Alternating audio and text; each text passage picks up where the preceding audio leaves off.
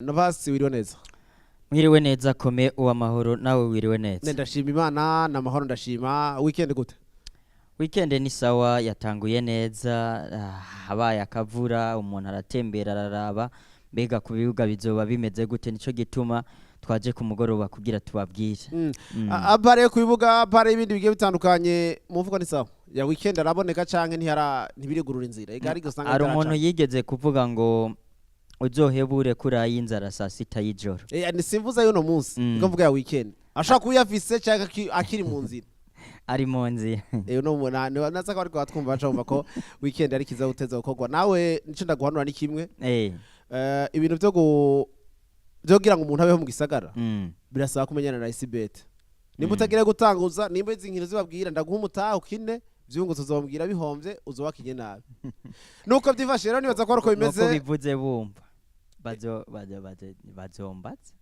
Nta kibazo ni umutahe some yaramenshi niwe ari niwe yarakumva 200 mu gutigira. Deposit 500. Ndakugira kugira kankombineza ka weekend kuwa mbere bashake baravyumve kuwa ndaguha igihumbi.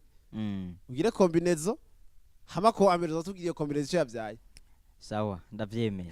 Nuko no munsi rero nuko vyifashe tugiye twarukaye kugira ngo tuyagire bitari bike nibaza ko mukazi ufite n'umutumire muri Isibet araza kubashikana kugira ngo atuyagire ibintu biriya. Navasi no munsi no tariki ariko bavuga iki muri sport muri rusange. Muri siporo haba hariho ibintu byinshi biriko bivugwa, ubona ko hari ikintu twabemereye kuzokwama tubashikira ko haba hariho ibyabaye, haba hariho novuga bashoboye kuvuga ku itariki, hari n'abashoboye kwitaba Imana ku itariki mu myaka itandukanye. Rero kaduhere mu 1899 i San Diego novuga mu mupira w'amaguru habaye ibidasanzwe aho umugwi wa Washington Redskins washoboye gutsinda bimwe bigaragara umugwi wa Denver Broncos aho bashoboye kubatsinda ibitsindo 42-10. urumva ko vyabaye ibitsindo byinshi cyane. Ico gihe no kubwira ko hari mu gikombe citiriwe Super Bowl, hari ku nshuro yaryo ya 22. Ariko kandi mupira nyene wamuka muri Amerika mu 1993 kwigenekerezo rya 31 ukwezi kwa mbere. Vyumvikana ko kandi i Pasadena naho harabaye ibidasanzwe, no kumenyesha ko Dallas nobundi yakoze amateka adasanzwe aho yashoboye gutsinda ibitsindo 52-17 batsinze umugwi wa Buffalo Bills. Vyumvikana ko ari ibintu navyo bidasanzwe kuri uyo mugwi wa Denver nawe wakoze amateka. Ariko kandi muri rugby akenze mu 1998 biragaragara ko nubundi Buff Rugby yashoboye gutwara igikombe novuga ca Euro batsinze umugwi wa CA Brief aho batsinze ku bitsindo 19-18. urumva nabo nyene ko bakoze ibidasanzwe bandikwa mu mateka. Hari kwirigenekerezo rya 31 ukwezi kwa mbere 1998. urumva ko uyu mugwi wakoze ibidasanzwe. Ariko kandi muri handball muri 2010 Ubufaransa bwarashoboye gukora amateka aho bwashoboye gutwara novuga Euro batsinze igihugu ca Croatia. Ico gihe babatsinze amanota agera kuri 25-21. Ico gihe baciye bakwiza ibikombe bitatu batwaye igihugu c'Ubufaransa bikurikiranya muri Euro ku ruhande rw'abagabo, aho bari batwaye Euro ya 2008, 2009 na 2010.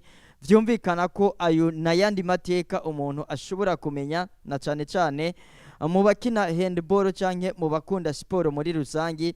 Hari kwigenekerezo ya 31 ukwezi kwa mbere 2010. Ariko kandi turi muri tennis, umunyaserbia kwirigenekerezo i Melbourne yakoze ibidasanzwe.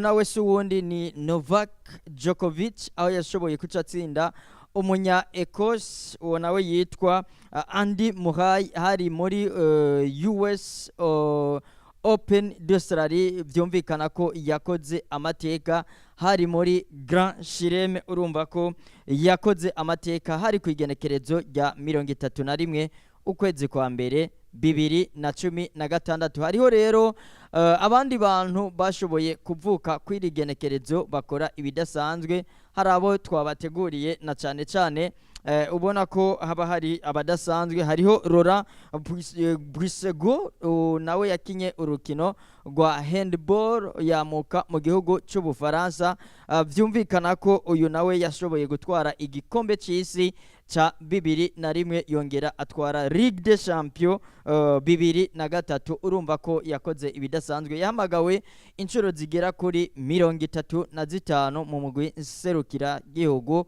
w'Abafaransa mu bakina urukino rw'amaboko handball byumvikana ko kandi hari uwundi mugabo yitwa Mervyn Richardson uyu nawe yakina urukino n'ubundi nyene rw'amaboko handball yamuka mu gihugu cy'Ubufaransa uyu yavutse kw'irigenekerezo rya 31 ukwezi kwa mbere 1997 no kumenyesha ko uyu yatwaye Jeux Olympiques yabereye i Tokyo aha hari muri 2020 nejo bundi byumvikana ko ari novuga Jeux Olympiques ikurikirana niyaheruka kubera mu Bufaransa urumva ko yayitwayemo umudari mu gutwara novuga igikombe ariko kandi yarashoboye no gutwara igikombe nyaburaya bakinira ku ruhande rwa Euro mu ruhande rw'abagabo yayitwaye 2024 urumva ko hari mu mwaka turangije ariko kandi uyu yashoboye no gutwara igikombe cha Ligue des Champions ku ruhande rwa handball 2021 na 2022 ndetse na 2018 urumva ko uyu mugabo nawe yakoze amateka biramukundira yandikwa mu gitabo novuga c'amateka aranga ivyabaye abavutse bafise ico bamariye isi abapfuye twabateguriye abagera kuri babiri bapfuye kw'irigenekerezo rya 31 ukwezi kwa mbere mu myaka itandukanye mu giri 2015 niho twabateguriye abagabo babiri Diego do Reso yapfuye afise imyaka 94 uyu yabaye umukinyi w'umupira w'amaguru araheva aba umumenyereza nako umuhagarikizi w'urukino rw'umupira w'amaguru no kumenyesha ko uyu yashoboye guhagarikira urukino rwa finale rwa Jeux Olympiques mu 1968 ariko kandi Udo Ratek ku myaka 80 yarashoboye gusezera isi uyu yabaye umukinyi w'umupira w'amaguru yongera aba umumenyereza yamuka mu gihugu cy'Ubudagi urumva ko amateka yanditswe bamwe barandikwa vyumvikana ko ushobora kuba wita umwana izina canke ukishira mu migambi ati uko biri kose bivanye n'amateka ndiko ndumva ndashobora umwana wanje kumwituku ngaya rero amateka yaranze irigenekerezo rya 31 ukwezi kwa mbere mu myaka itandukanye vyabi byashoboye gukogwa novuga bashoboye kuvuka ndetse n'abashoboye kuba basezera iyi si ngivyo ivyo twari twabateguriye urakoze cyane nibaza ko ari ikintu ciza cyane baravyumvise bariko baradukurikirana aba kuri radio ndetse no kuri televiziyo